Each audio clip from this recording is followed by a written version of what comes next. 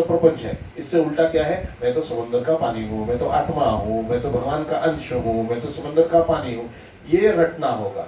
इस रटने को कहते हैं नाम जप, इसे कहते हैं स्मरण, खुद का स्मरण। स्मरण ही तो मेन है, इसलिए नाम साधना सबसे श्रेष्ठ साधना बताई गई है। और वो जानने के लिए सत्संग ज्यादा जरूरी है, इसलिए सत्संग प्रथम भगति संतन कर संगा, दूसरी रति मम कथा प्रसंगा। सत्संग में आने की वजह से ये जान पाओगे कि आप कौन हो, और जानने के बाद खुद का स्मरण कर सकोगे, स्मरण की साधना कर सकोगे। अब तक स्मरण हो रहा है, स्मरण होने से क्या होगा, स्मरण करने से, बहुत स्मरण आपने अगर कर लिया तो क्या होगा। देखो मेले में अगर बच्चा बिछड़ जाए माता पिता से और उसको पता चल जाए कि माता पिता कहाँ है, तो क्या वो वहां रहेगा? भले वो कितने भी बड़े झूले में झूल रहा हो, उसे कोई कितने भी चॉकलेट दे दे, तो क्या वो चॉकलेट देने वाले के पास रहेगा, या माता पिता का पता चल जाए तो वहां भागेगा? वही भागेगा ना। अगर स्मरण करते करते मैं समझ गया कि मैं तो समंदर का पानी हूं, तो मैं क्या करूंगा, आ गई ताकत पूरी, सीमित से व्यापक हो गया मैं। इसी को कहते हैं आत्मा का परमात्मा से मिलन। और यहीं से हमारे सब प्रश्न छूटेंगे। हमारे सब दुख का मूल कारण है मैंने अपने आप को, मैं हूं कुछ और मान कुछ और रखा है। मैंने अपने आप को शरीर मान रखा है, इसे कहते हैं देह बुद्धि। और हमें आत्म बुद्धि करनी है। मेरा खुद का स्वरूप पहचान कर मुझे उसमें मिल जाना है, उसे कहते हैं स्मरण युक्त शरणागति। ये शरण हो गया ना, शरण होने की वजह से मिल गया। अब उसमें गुणधर्म तो वही है और वो व्यापक भी है। क्या फर्क है, वही परमात्मा है, बस ऐसे ही। समझ में आ रही है बात? तो हम भी परमात्मा ही हैं, किंतु आज सीमित है। अगर साधना के द्वारा हमें पता चल जाए कि हम उसी के अंश हैं, ये हमारी मान्यता में बात अगर आ जाए, तो हम भी प्रयास पूर्वक प्रभु को शरण जाएंगे और उसमें मिल जाएंगे, प्रभु में मिल जाएंगे। उसी को मुक्ति कहते हैं। मुक्ति और कोई नहीं, यही है। और मुक्ति मिलने के उपरांत, सुनो, मुक्ति ही अंतिम उद्देश्य था, मिल गए, अब तो कुछ बाकी नहीं है। मुक्ति मिलने के उपरांत जो आत्मा कहती है कि मैं तो परमात्मा ही हूं, लेकिन मैं फिर से आत्मा बन के रहना चाहूंगा और आपसे क्रीड़ा करना चाहूंगा, ये जानते हुए। पहले तो मैं जानता नहीं था, अब जानते हुए जानबूझ के मुझे आना है और आपके साथ भक्त और भगवान का संबंध बनाना है। तो वो मुक्ति भी अगर उसकी हो गई हो, तो फिर भी अपनी मर्जी से वो भक्ति करने के लिए वापस आता है। इसे भक्ति कहते हैं, इसे संत कहते हैं। ये आत्मज्ञान के ऊपर की बात है, मुक्ति के ऊपर की बात है। बापूजी अवतारी संत हैं, उनकी मुक्ति तो कब की हो गई, कई जन्मों पहले। तो आए किस लिए है? आपके लिए, आपके लिए, आपके लिए, मेरे लिए। यही बता रहे कि संसार नश्वर है, कभी यहाँ कभी वहां, लेकिन छूटा क्या नहीं, भजन।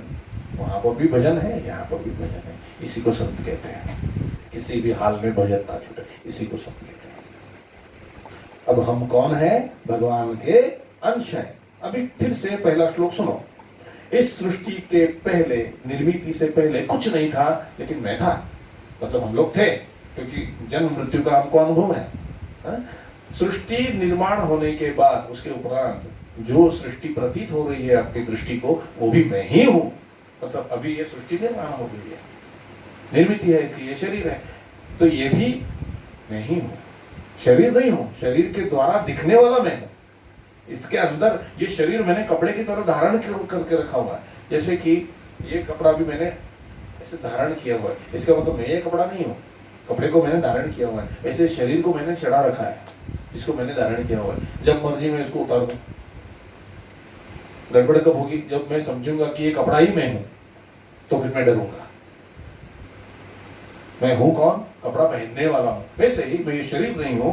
ये जो सृष्टि निर्माण हुई है, ये जो प्रतीत हो रही है सृष्टि, उसको मैंने धारण किया है, वो मैं।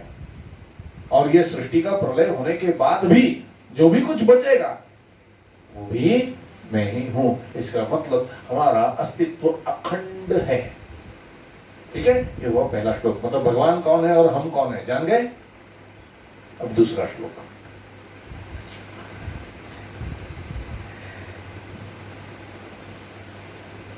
दृष्टि